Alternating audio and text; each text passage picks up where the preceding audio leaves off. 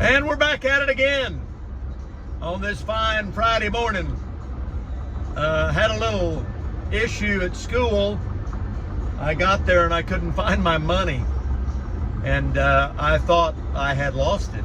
And I had to try to call my daughter, but she was racking in this morning because she's off on Friday because it's OU Texas weekend. Imagine that, being OU Texas weekend. But it all seems to be pretty good. So I scurried home and I looked in the two places and I couldn't find it. I couldn't find it.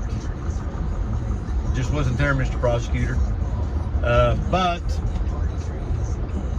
I kind of looked around and I noticed the bed got made and maybe it was covered up. And what probably happened is I left it on the bed and my wife so kindly must have found it and dropped it in the drawer by the bed. And I opened it up and there it was, staring me in the face. And if you heard it, it was a real sense of relief. I'm going to go ahead and break over my deal, even though that's probably not going to help very much. So, she was more like a beauty queen from a movie scene. That's enough of that. That is enough. That's what he said when he started shooting back at him. Gus McCrae did.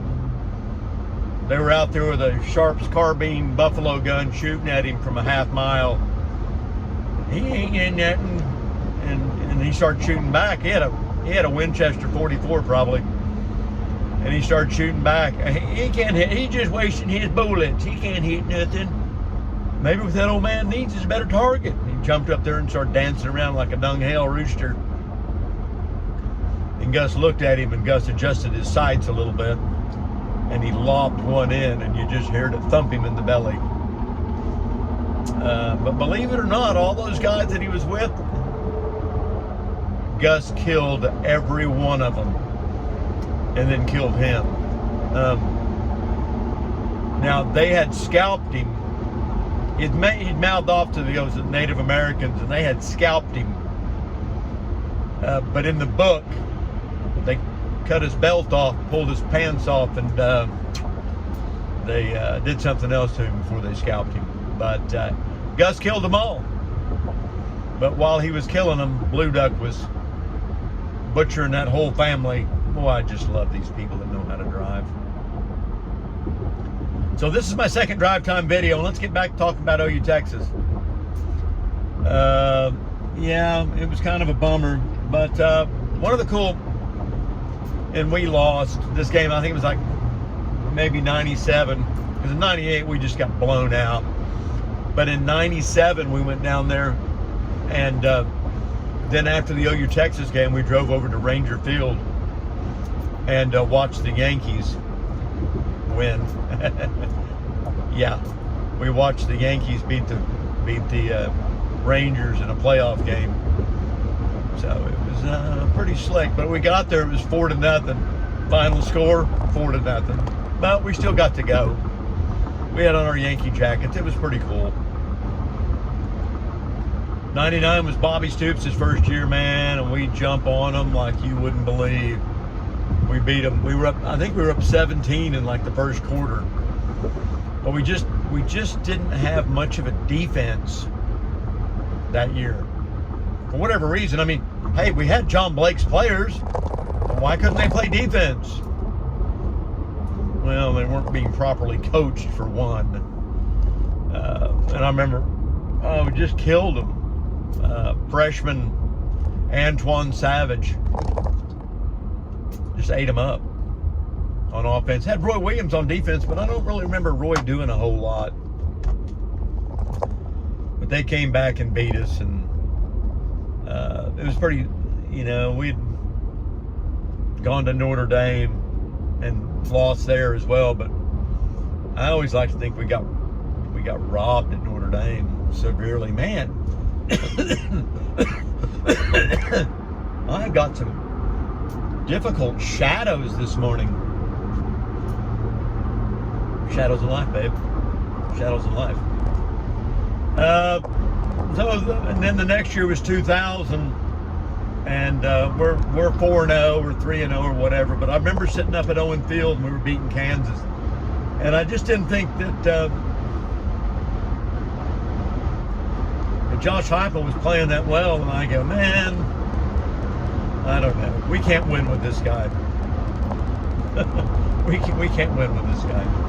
I'll say that later on about Jason White as well. So, what do I know about quarterbacks? Well, on that day, I decided nothing. But we go down in 2000, and the Friday before, I went to Tacoville. And while I'm waiting in line, I play this little crane game. You know, you never win anything on a crane game. Well, I won a watch out of it. It was supposed to be a really fancy watch. And I took it and put it on, and I wore it. And the next morning it was rainy and overcast, and humidity was about 1,000%. And I got to the Cotton Bowl and I looked at it. It was filled up with dew and it had already quit working. And I was like, going, whatever. So we get to the stadium and we get to our seats, and well, they break off in the middle, so it goes 1, 39, 38, 37. And we had 1 and 39 or 39 and 40. So I had the ticket, the seat wasn't there. But I don't know what the screw up was, because that person didn't show up. So,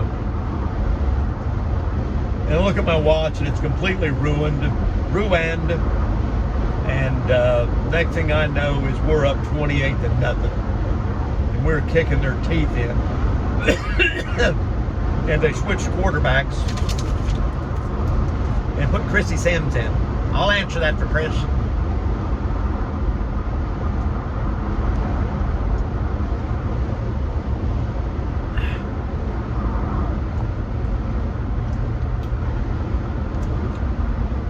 And Chris tried to throw a little slant. Rocky Calmus was, you know, they thought Chris Sims was going to throw a slant, so they had Rocky just, you know, kind of back off and go over to that area where the slant would be coming in. And Rocky had a broken hand, had a cast on it, and Rocky caught it and took it into the end zone, and now it's 35-0. And I'll never forget this. He goes, and the eyes of Texas have been blackened. And they had. And I think we ended up beating them 63-14. But Texas ran a kickoff back for a touchdown. And that's, you know, I've always kind of thought that was kind of an Achilles heel that Stoops had, was that we let too many damn kickoffs get run back for touchdowns in his era. And I think 5 or 6. And I think it's just we just aren't playing aggressively enough. For whatever reason, we're just not. But we crush them. And then the next year was the Roy Williams game where we had him down. It was 7-3. Just a couple of minutes left to go in Texas. We get down there and we're going to try a field goal,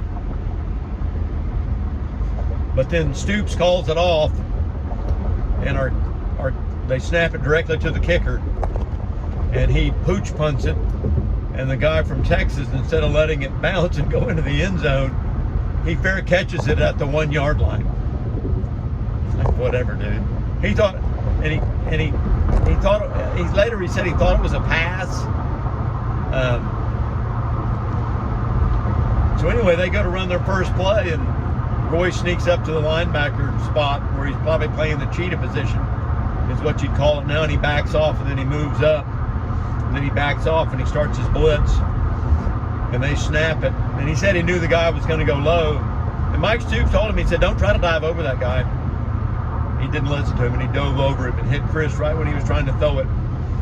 and he ended up throwing a wounded duck, and Cheddar Lehman snatched it out of there and trotted it into the end zone. Now we're up 14-3, and there's only about a minute or so left.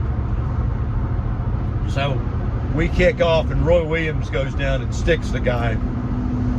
And then Texas, they're going to try to throw it. And first time they try to throw it, first down, Roy Williams intercepts it. Should Roy Williams have won the Heisman that year? If there was ever going to be a guy that truly only played on defense, should have won the Heisman, it probably should have been that year. Now, the guy from Michigan won it, Woodson. But he ran back punts, and he did a little bit but he was a punt returner. And they started playing him a little bit on offense. But really, that year, should he have won it? No, he shouldn't have won it. Peyton Manning had a great year. Man, I cannot seem to get rid of this cough. No, it's not. You got a cough to get off. Air Comfort Solutions. Air Comfort Solutions. That was in 2001. I'll tell you something else kind of neat about that game is I was sitting in the upper deck by myself, and the guy sitting there, I had an extra ticket, and I sold it. And this was to a dude who was just in town for that weekend. He was from Ohio, and he had gone to a bunch of Ohio State, Michigan games, and he was down there, and his dad said, "You need to go to this OU Texas game." And he said, "I'll buy you a ticket." And I sold him a ticket for like $200. And he goes, "Yeah, I haven't been to one." And I said, "Well, dude, it's gonna be a great experience."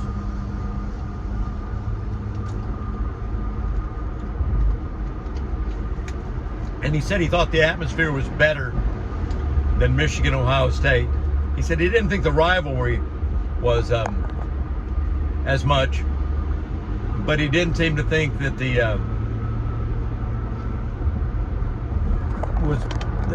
atmosphere was better because it was half and half, and Michigan and Ohio State are home and home. I don't really like playing at the Cotton Bowl. We're locked into 11 o'clock because you don't want to be in that neighborhood after dark. You really don't want to be in that neighborhood during the day. That's why I always skedaddle and park over there. Okay, I got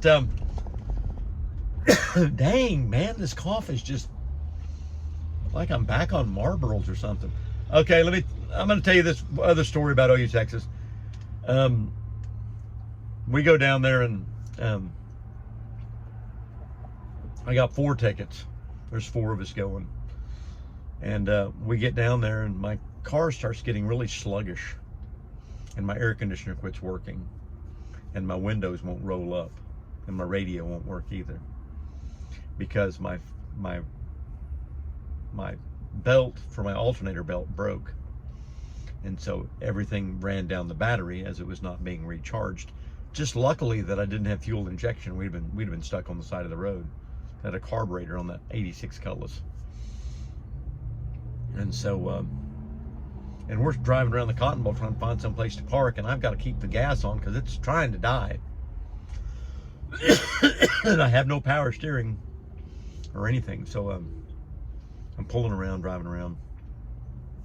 And I see this guy where I can park in his yard for like $2 or something like that.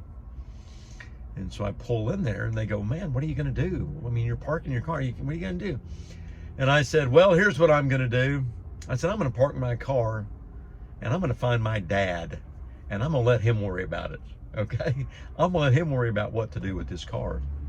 So we pull up there and park,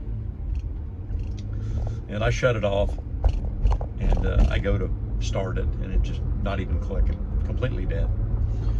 So I don't really know what to do, but all I know is I'm going to the Cotton Bowl. I'm going to watch OU Texas. So we get out of the car, and we're walking to the game, and we come out of that guy's driveway and turn left, and I look up, and beside this house in the back is a garage, and above it says, Dale's Auto Repair, something like that. I wish I'd remember the name, but it's something like that. There's some old guy back there working on cars. And I go, "Dude," I walked back there, and I said, "Hey, do you work on?" I said, "Hey, what can you do?" And he goes, "Man, I don't know at all, man."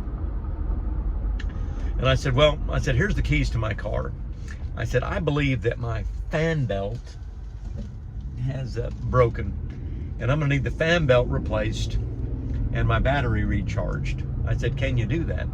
And he goes, yeah, I can. I hand him my keys and we take off for the game. And I'm like, whatever. So we go to the game. We got beat. It was Gary Gibbs' team. We get beat, so not that big a deal. So we come back and get in the car. Well, it doesn't start. Well, and I can't hardly blame the guy. He didn't hook it back up. He didn't hook the battery back up. He was gonna wait till I got there to make sure he got paid. So he hooks it all back up and it fires right up. And I get out and I go around there, and this old man, great guy. And I go, well, what do I owe you? And he could have just said anything. He could have just taken my credit card and burned it. I go, so well, what do I owe you, brother? And he goes,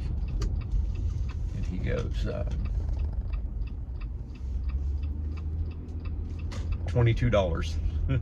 Now, mind you, he went and got a fan belt, put it on, charged my battery. $22. I throw him 2 20s and tell him I sure do appreciate it. And you know, you're really a lifesaver. And he said, well, okay.